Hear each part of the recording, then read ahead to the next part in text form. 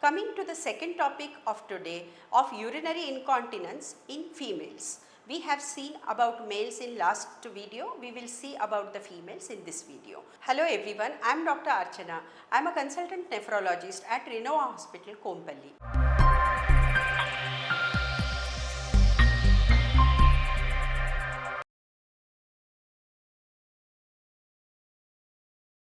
What is urinary incontinence? We have already discussed that is involuntary passage of urine or involuntary leakage of the urine.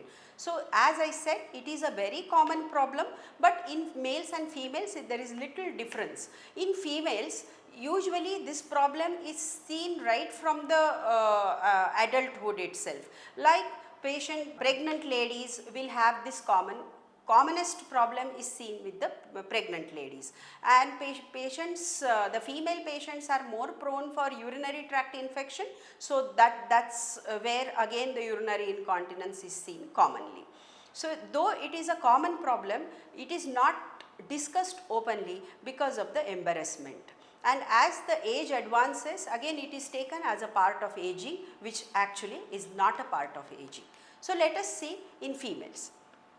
What are the types of these incontinence? Same like males, urge incontinence, stress incontinence. Particularly in females, stress incontinence is the major part of population which faces this stress incontinence. So first we will see stress incontinence. Stress incontinence is the leakage of the involuntary leakage of the urine when the patient laughs, sneezes or coughs. That means whenever there is increase in the intra-abdominal pressure, there is an involuntary leakage of the urine. Little urine is leaked in the undergarment and that cannot be controlled. So this is stress incontinence. It is seen very commonly in females. Second is urge incontinence. That patient has an urgent need to pass urine. Patient tries to reach to the washroom but not able to control till reaches the washroom. Before itself the patient passes urine. So this is the urge incontinence. The prevalence of this incontinence increases in males after the age of 60, but it is very significant even at the early ages in females. That is because of the pregnancy and the urinary tract infection, as we discussed. Which are the other common causes of this incontinence? Are the drugs, medications like diuretics, antipsychotics, antidepressants. There are other antihypertensives also which are given. So that this incontinence can be a side effect of these medications. The second thing is, as in pregnancy patient passes urine because of the increased intra-abdominal pressure because of the fetus in the bladder, fetus in the uterus, fetus in the uterus, there is a pressure on the bladder and there is a continuous urge to pass urine and not able to control the urine. So this happens in pregnancy, but this is a short-lived problem which disappears as the pregnancy concludes or the delivery happens. Second thing is, as the age advances in females, the pelvic floor muscles gets weaker and weaker, and that's how there is no control of over the urination. So as particularly patients with multiple deliveries, that is, as the number of deliveries, number of children increases, this risk increases in females. Second thing, the vaginal deliveries, patients having vaginal deliveries have more incidence of incontinence as compared to the caesarean section, patients who have undergone caesarean sections.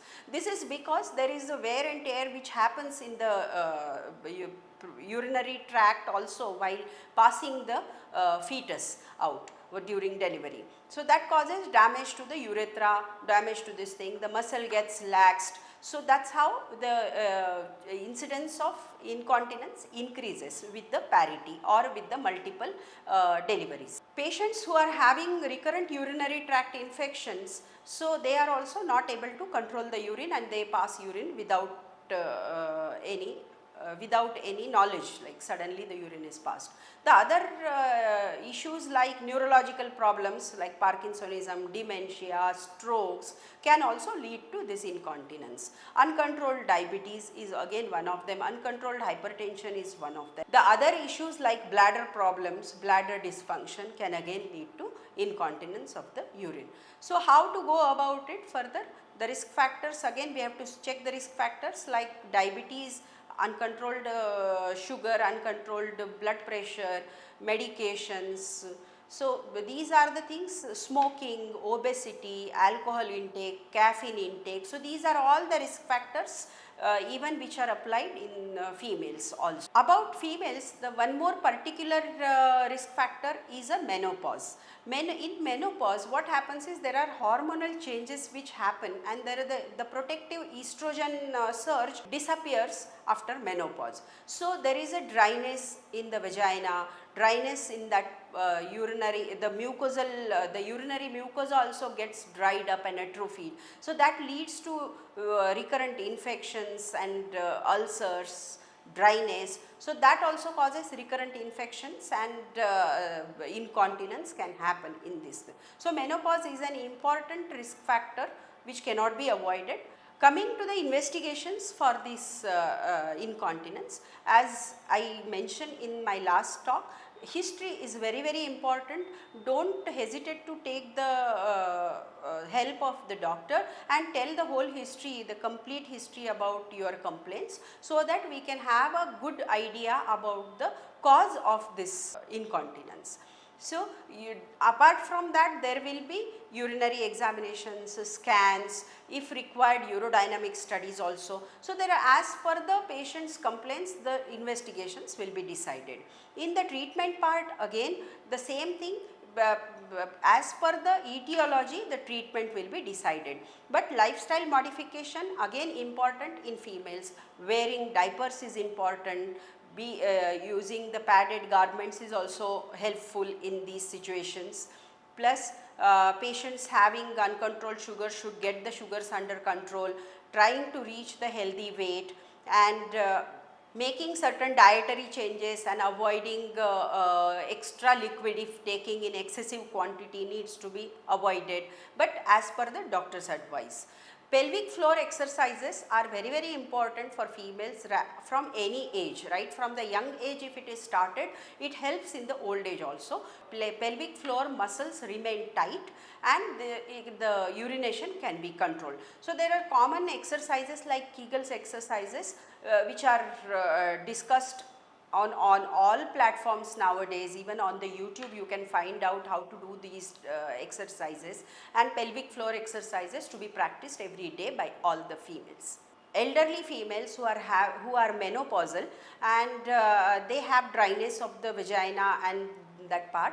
So there are some estrogen ointments or the creams which can be applied, which reduces the incidence of this urinary incontinence.